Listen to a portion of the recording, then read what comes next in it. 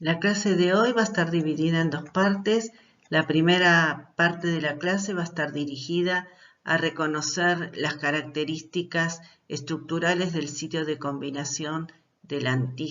anticuerpo y ver a partir de allí cuáles son las características que gobiernan la interacción entre el paratope del anticuerpo y el epitope antigénico.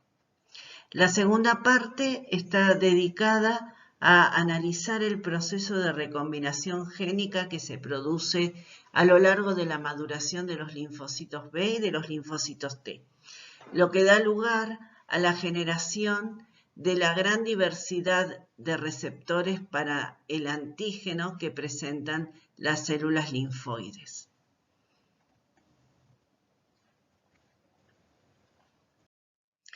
Como venimos viendo, la respuesta inmunológica se alcanza por la activación de un conjunto de células que permiten generar mecanismos para la eliminación del patógeno. La activación de esas células se basa en el reconocimiento del antígeno por parte de los receptores de superficie de los linfocitos B y de los linfocitos T, lo que conduce a una estimulación de linfocitos específicos para dar respuesta a cada uno de los antígenos que constituyen a los diferentes patógenos o que tienen potencial daño para el organismo. La activación linfocitaria conduce luego a la diferenciación de las células, que pueden ser células secretoras de anticuerpos si se activaron los linfocitos B, o células efectoras periféricas cuando se activan los linfocitos T. Los anticuerpos son las moléculas que dirigen los mecanismos efectores de la inmunidad humoral. Y los mecanismos efectores de los linfocitos T van a estar mediados por la activación de dichas células que van a producir efectos citotóxicos o la secreción de mediadores biológicos, al que denominamos citoquinas, que van a permitir la activación de otros tipos celulares. Como vimos en la primera clase y ustedes ya habrán empezado a discutir en los diferentes seminarios de trabajos prácticos, la activación linfocitaria depende del reconocimiento del antígeno.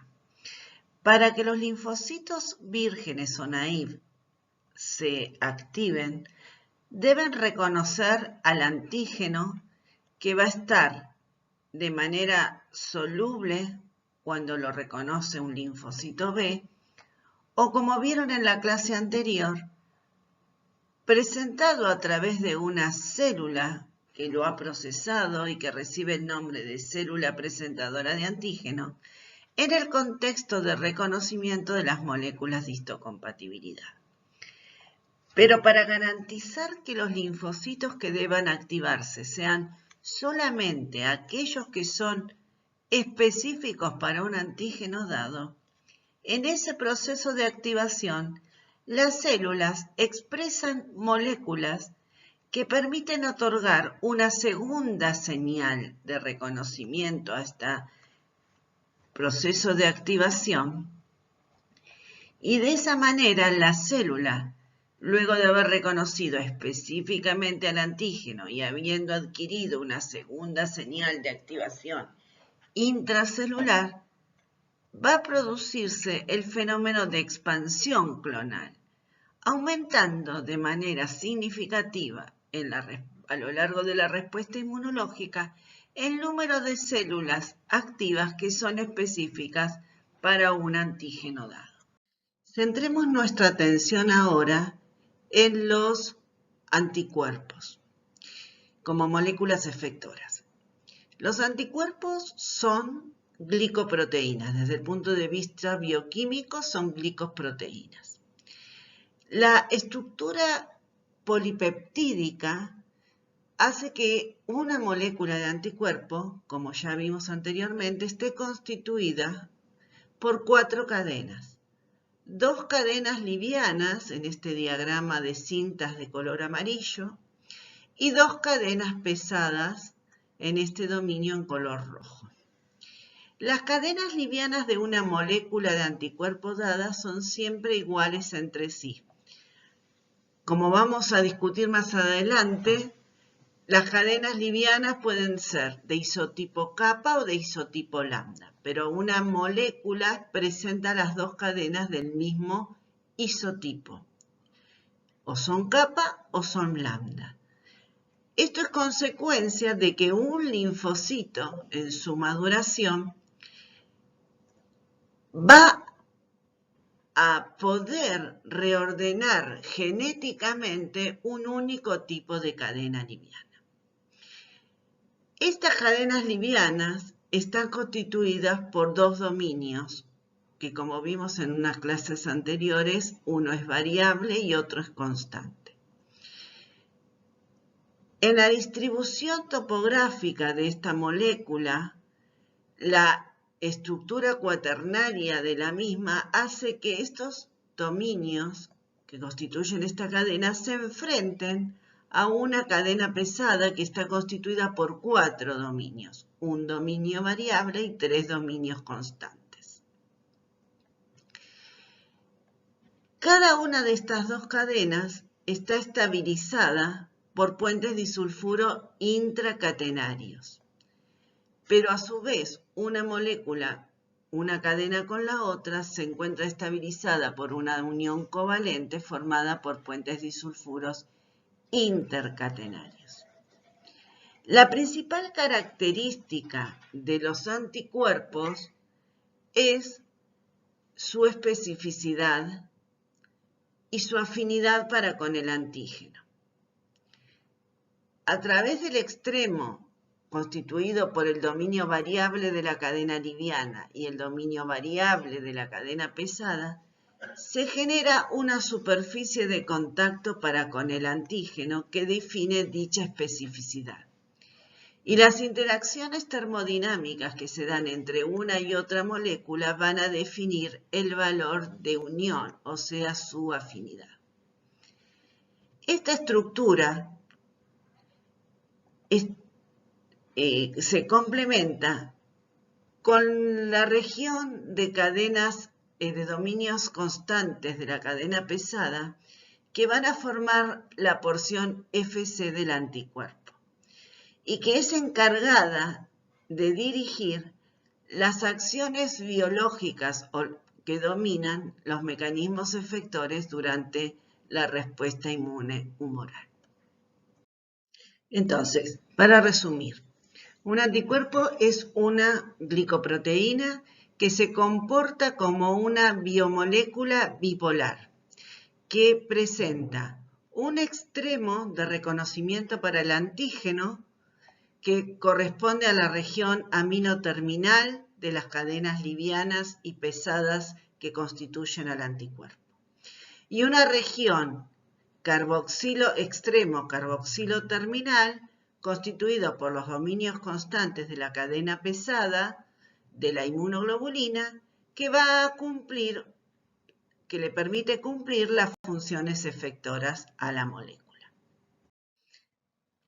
Aquí tenemos la representación esquemática de una inmunoglobulina de tipo G. En el panel izquierdo tenemos la estructura lineal que permite la representación de la misma, formada por las cadenas livianas, las cadenas pesadas. Cada cadena está constituida por una estructura globular que denominamos dominio y cada cadena va a presentar un dominio variable, un dominio constante, si es cadena liviana, y un dominio variable y 3 o 4 dominios constantes para la cadena pesada. La cadena liviana y la cadena pesada están unidas entre sí por un puente disulfuro intercatenario y las dos cadenas pesadas están unidas entre sí por varios puentes intercatenarios, lo que le constituye la estructura característica de una molécula como si fuera una Y, ¿sí?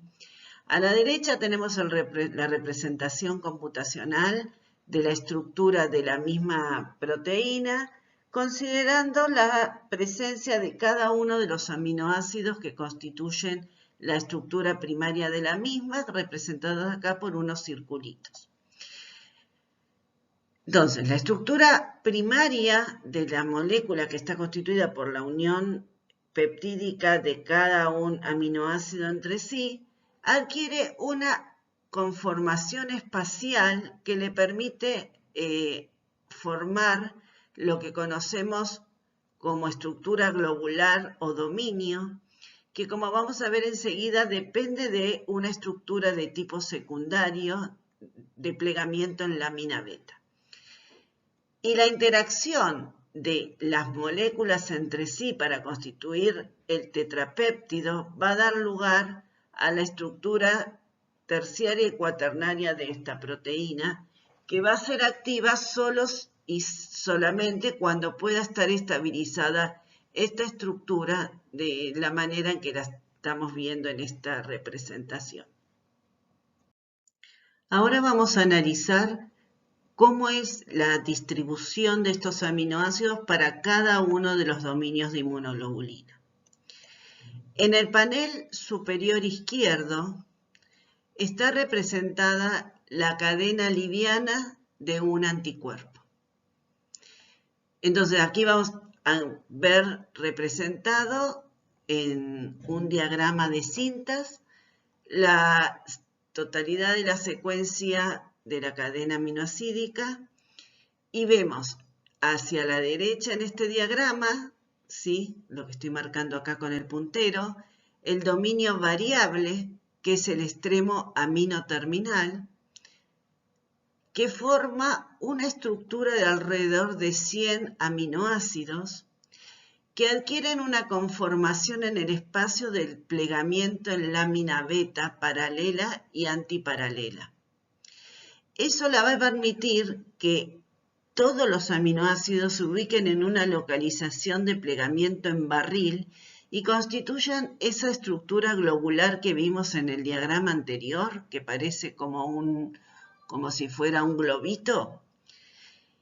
en donde las secuencias de aminoácidos, aproximadamente cada 12-14 aminoácidos, forman una estructura que se pliega sobre sí misma para dar el famoso plegamiento en barril o de lámina beta.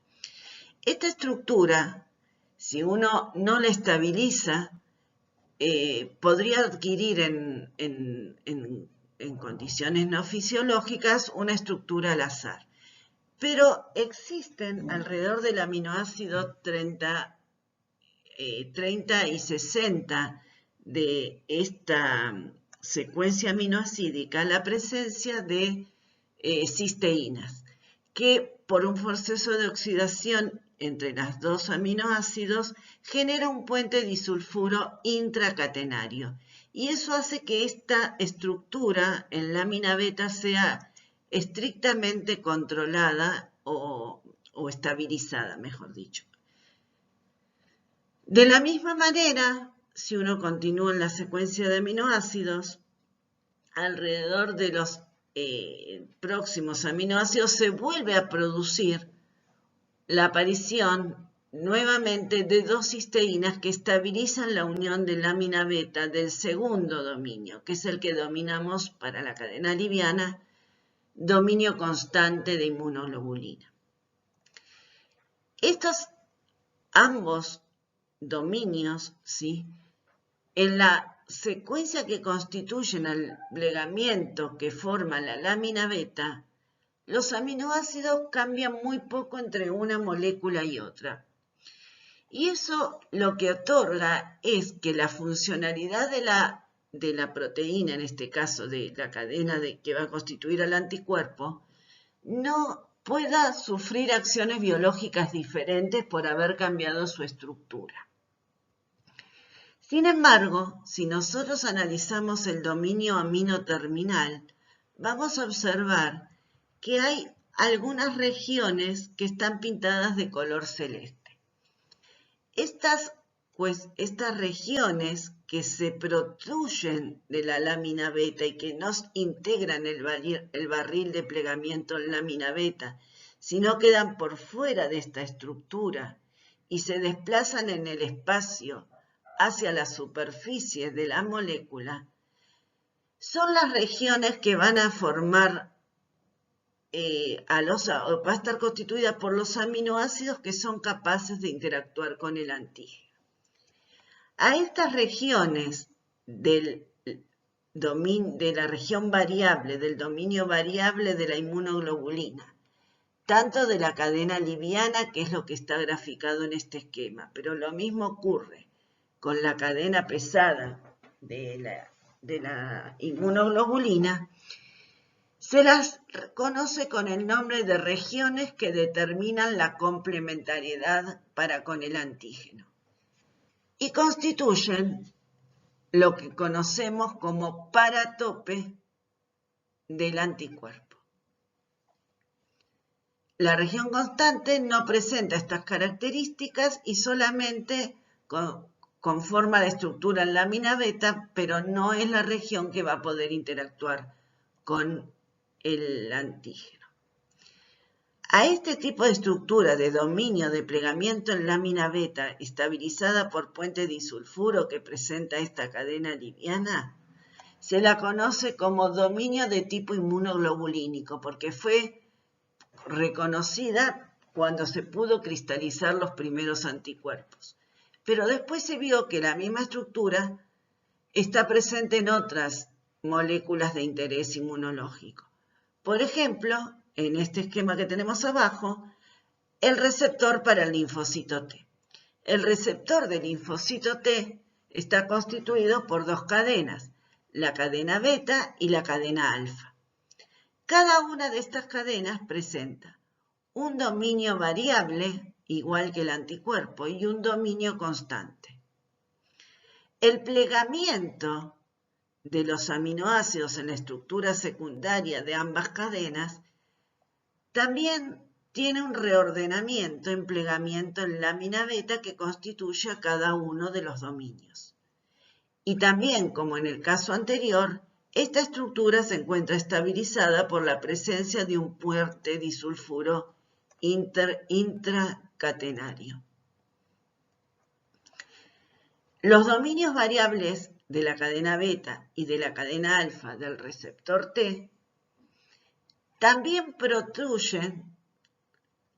tres regiones determinantes de complementariedad. Por lo tanto, presentan una estructura bioquímica que es equivalente a la cadena que habíamos discutido anteriormente, liviana para el anticuerpo. Entonces, esto es un prototipo de las estructuras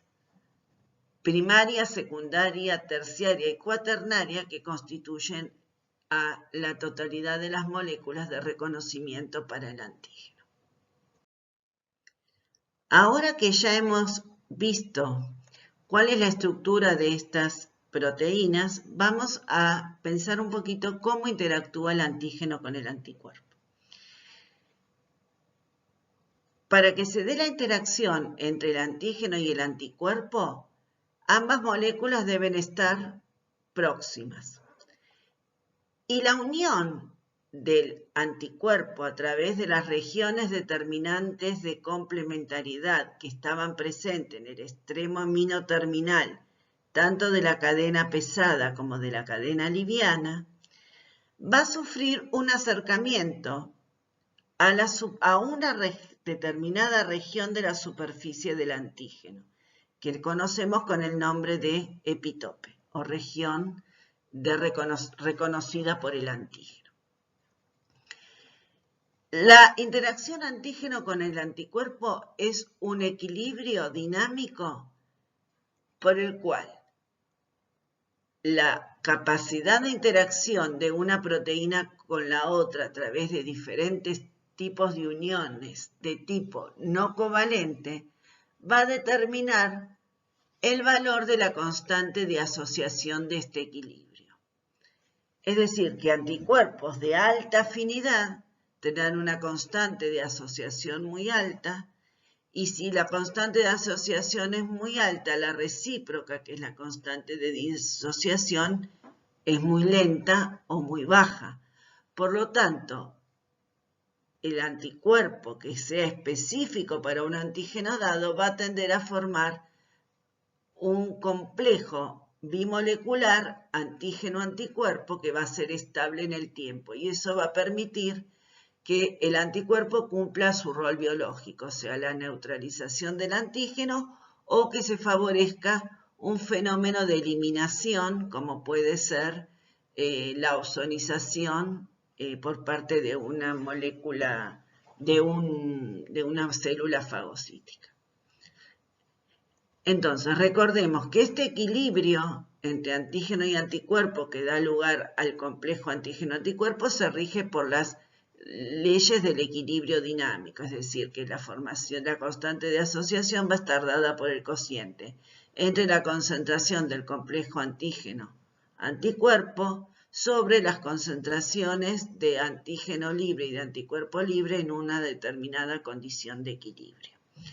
Las fuerzas que rigen la interacción entre antígeno y anticuerpo son fuerzas, vuelvo a repetir, no covalentes, regidos por uniones electrostáticas, fuerzas de Van der Waals, uniones hidrofóbicas, uniones puentes de hidrógeno. Y por lo tanto, para desestabilizar la unión entre el antígeno y el anticuerpo, nos vamos a basar en condiciones dinámicas que alteren estas fuerzas que rigen la unión. Cambios de la molaridad de la solución, que puede alterar la unión antígeno-anticuerpo, cambio de la polaridad a través de solventes. El paratope, o sitio de combinación del anticuerpo, es la región que va a reconocer al epitope antigénico. ¿Cuál de las dos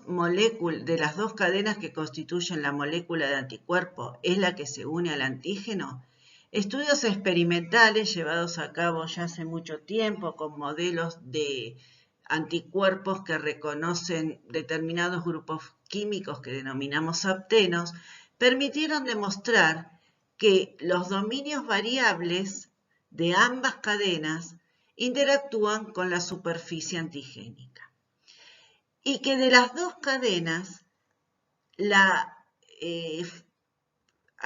asociación termodinámica del anticuerpo con el antígeno está regido en un 62% de su valor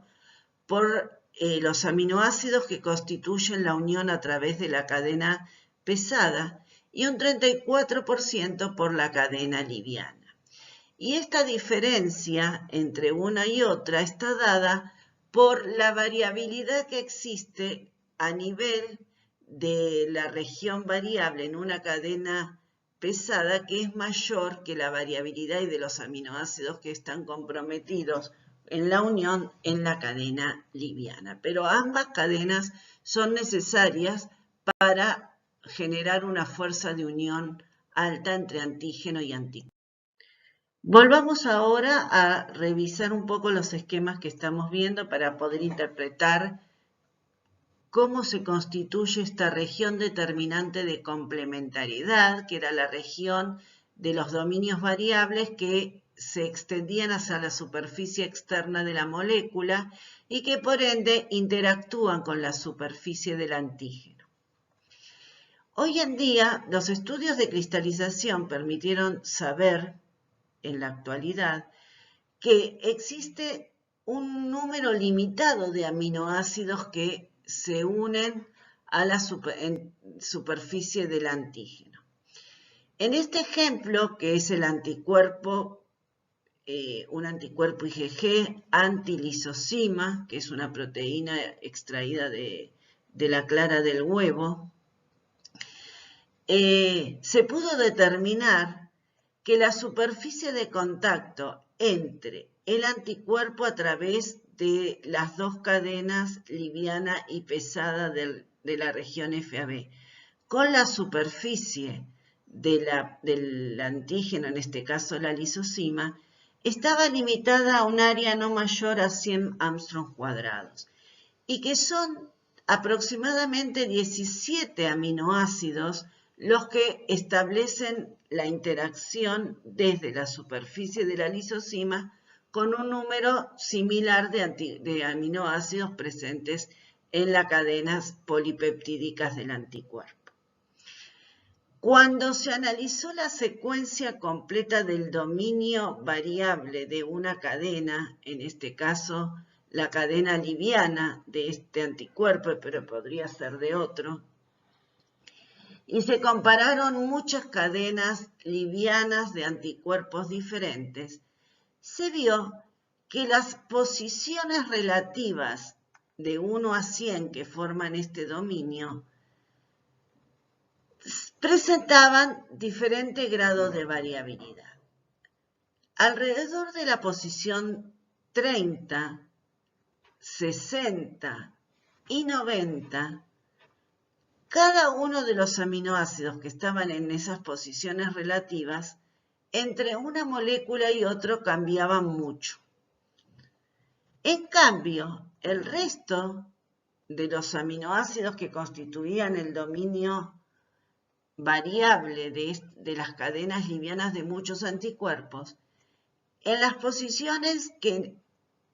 eran colindantes a la región 30,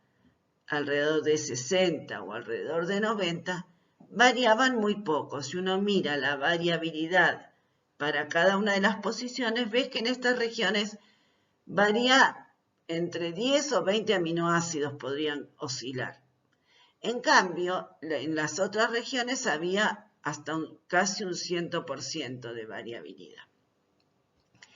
Eso permitió definir que había 3 regiones de máxima variabilidad que las llamamos regiones hipervariables. Entonces, dentro del dominio variable, 3 zonas de la molécula varían mucho. A esas regiones las llamamos regiones hipervariables. Y al resto de las regiones que varían muy poquito, las llamamos regiones de marco o de framework.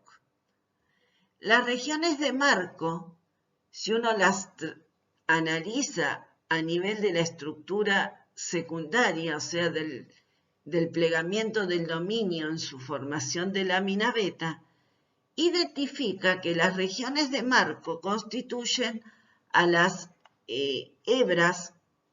de lámina beta del dominio, en este caso el dominio variable.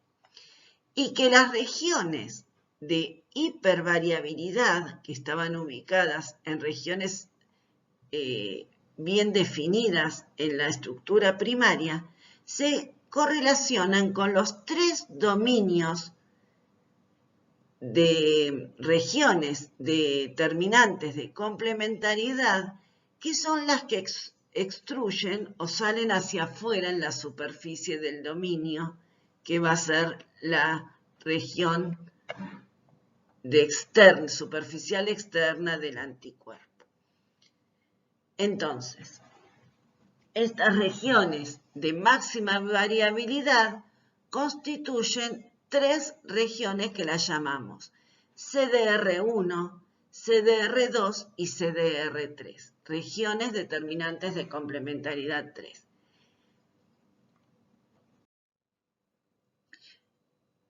La presencia de estas regiones de hipervariabilidad en los dominios de las cadenas livianas y de las cadenas pesadas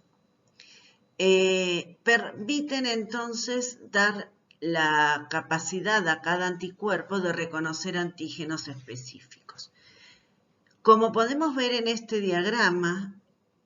cuando se analizó tanto la cadena pesada como la cadena liviana de un anticuerpo, se encontraron que por la estructura dinámica que tiene esta molécula, las regiones que constituyen la máxima variabilidad dentro de un dominio dado, un dominio está formado alrededor de 100 aminoácidos, siempre se ubican alrededor del aminoácido 30, 60 y 90, tanto para la cadena liviana como para la cadena pesada. Y eso garantiza que en ambas moléculas, cuando se produzca la organización cuaternaria de la proteína, las regiones que protruyen hacia la superficie de la molécula estén ubicadas de manera de una alineación paralela. y que una con la otra cadena, como vimos antes, se complementen para unirse con el antígeno. Lo mismo se puede encontrar cuando uno analiza las cadenas alfa y beta del receptor del linfocito T. En esas cadenas también vamos a encontrar 3 regiones de máxima variabilidad o regiones determinantes de complementariedad que van a formar parte del sitio de reconocimiento para con el antígeno del linfocito T. La presencia de estas regiones aminoacídicas en la estructura de las proteínas que forman parte del receptor T y del receptor B se corresponden con la presencia de genes reordenados a lo largo de la maduración de estas células que corresponden a los genes variables o a los genes J que forman parte entonces de la región codificante de los aminoácidos que van a formar parte de las cadenas polipeptídicas de cada uno de los receptores y que los vamos a analizar en un ratito en la segunda parte de esta clase. En el espacio, la distribución topográfica de estas regiones complementarias de reconocimiento para con el antígeno que están en la superficie del anticuerpo, hace que el antígeno se tenga que ubicar en su proximidad espacial a estas 3 horquillas que forman esta región de cada una de las cadenas y por lo tanto en este esquema ilustrativo de 2 manos como si fueran cada una de esas regiones que protruyen de la cadena liviana y la cadena pesada, se ve cómo uno puede interactuar con una estructura globular, en este caso, por esquematizarlo de alguna manera, el autor puso una manzana, en la cual queda fijada a la unión con las manos que representan a los anticuerpos de una manera unívoca. Y si miran el esquema de la derecha van a ver que esas 3 regiones que protruyen, que no estaban en la lámina beta, sino que tienen una estructura al azar que se expande en la superficie externa, se complementan entre sí en el espacio para generar los contactos de los aminoácidos del paratope con la superficie del epitope, ¿sí? Entonces vamos a tener que tanto la cadena liviana como la cadena pesada va a estar constituida por 3 regiones de complementarias del reconocimiento para con el antígeno, regiones determinantes de la complementariedad, que en el espacio se enfrentan para generar un área topográfica de contacto para con el antígeno. Se ha estudiado diferentes superficies a través del análisis cristalográfico de los diferentes paratopes de anticuerpos y se han generado un modelado de varios prototipos que permiten la interacción. Algunos de ellos para moléculas pequeñas, como pueden ser grupos químicos contra los cuales uno desarrolla una respuesta inmunológica, por ejemplo, algunos grupos apténicos. Esta región de contacto y de superficies de interacción va a estar dada por la intromisión de los aminoácidos que constituyen a esta proteína, que podría estar marcada con un grupo químico, al interior de la superficie de la hendidura que forman la cadena liviana y la cadena pesada. En otros casos se van a constituir superficies de mayor extensión, cóncavas, convexas, ¿sí? Quiere decir que no existe una única superficie de reconocimiento topográfico. Y cada uno de ellos va a estar dada por la complementariedad entre la secuencia de aminoácidos de la superficie del epitope con la complementariedad de la superficie del paratope presente en el anticuerpo.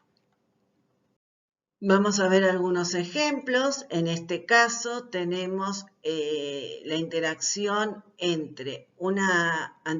antígeno pequeño, ¿sí? Un péptido muy pequeño, como pueden ver acá la secuencia del esqueleto de unión de los aminoácidos es un péptido muy pequeño, como puede ser a veces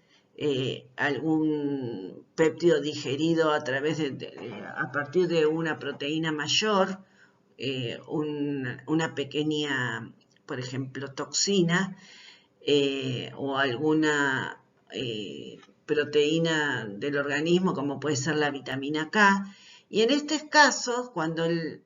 péptido es pequeño, la superficie de contacto es bien superficial. Acá vemos las tres regiones que protruyen de la cadena liviana o de la cadena pesada para unirse a la superficie del antígeno, ¿sí? Y esto es bien un contacto superficie de a lo mejor 10 aminoácidos del antígeno con los aminoácidos que formen la región determinante de complementariedad de la cadena liviana y de la cadena pesada. En este ejemplo, justamente tenemos cómo la vitamina K,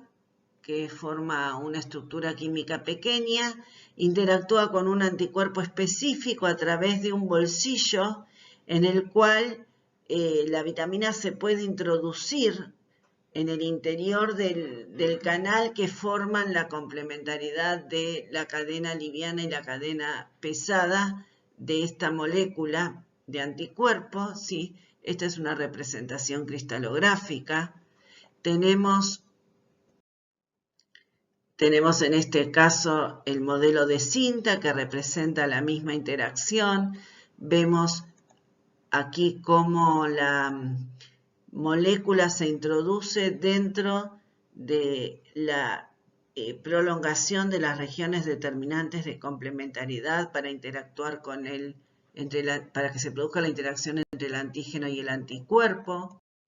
Y en este ejemplo ya es una estructura más compleja. Es el ejemplo que les comenté antes de cristalización de una región FAB de un anticuerpo monoclonal contra la lisozima. Estos estudios cristalográficos fueron la primera vez que se pudo cristalizar una molécula una M molécula de un tamaño muy grande del anticuerpo como es la región FAB, y esto lo hizo un argentino en Estados Unidos, que es el doctor Poliak, que fue el primero que logró cristalizar una molécula de interacción, una interacción de un complejo entre el antígeno y el FAB de un anticuerpo, ¿sí? Y aquí se ve cómo la superficie, al ser una molécula mucho más compleja y más grande, es una superficie de contacto en la cual las regiones que protruyen del anticuerpo se asocian a una región que es cóncava del antígeno, y a la inversa, una región que protruye del antígeno se asocia a una región cóncava del anticuerpo para formar dos regiones de contacto de superficie netamente definidas, que es la que yo les dije anteriormente, que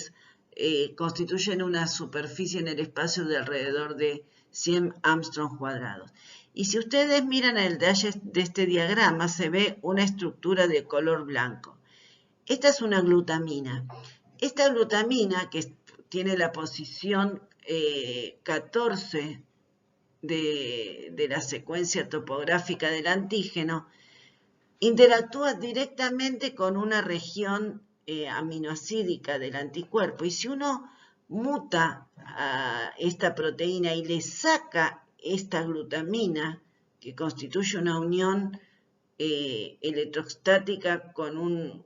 grupo carboxílico del anticuerpo, la constante de afinidad de la interacción baja notablemente, lo que marca que existen aminoácidos que son críticos para la interacción antígeno-anticuerpo porque generan uniones de muy alta afinidad, como hablamos anteriormente.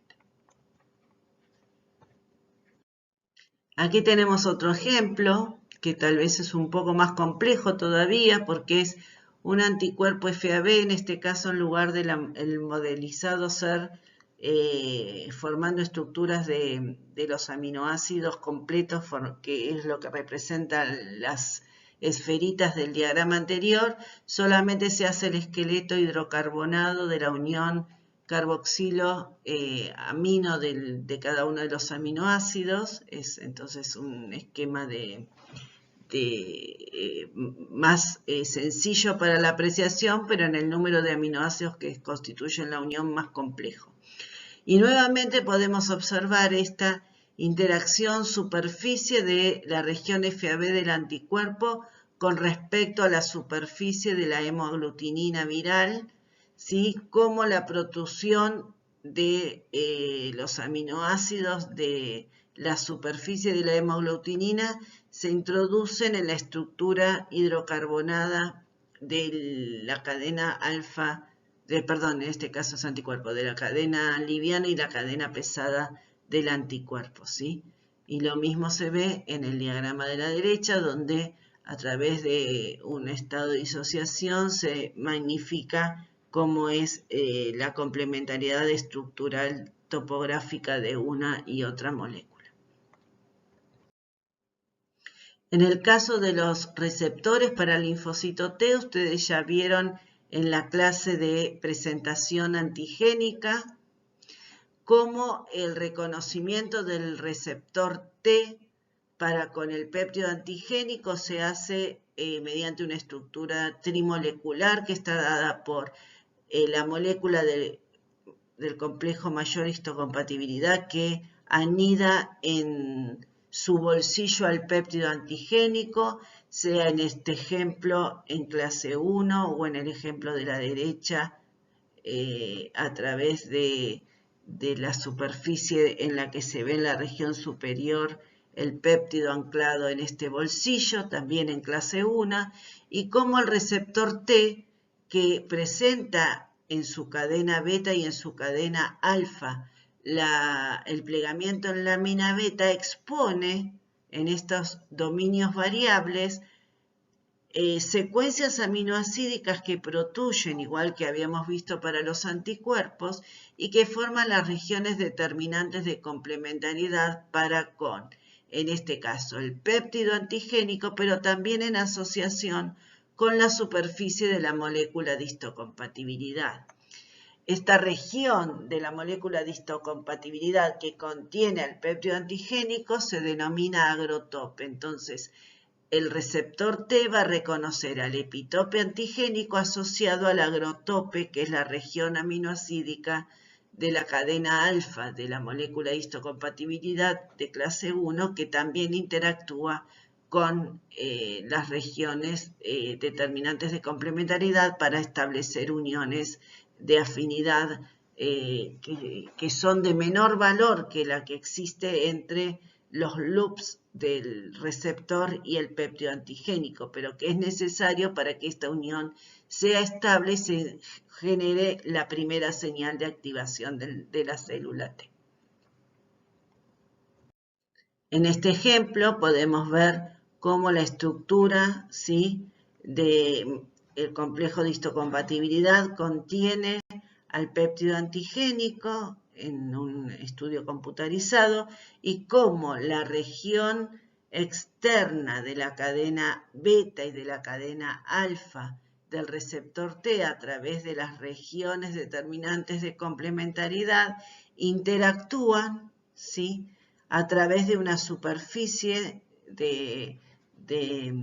interacción en las cuales por uniones de tipo no covalente se establece el reconocimiento del péptido antigénico en la superficie de la célula presentadora de antígeno. Recuerden que esta estructura de molécula de histocompatibilidad que contiene el péptido antigénico está inserta en la membrana externa o la membrana celular de la célula presentadora de antígeno.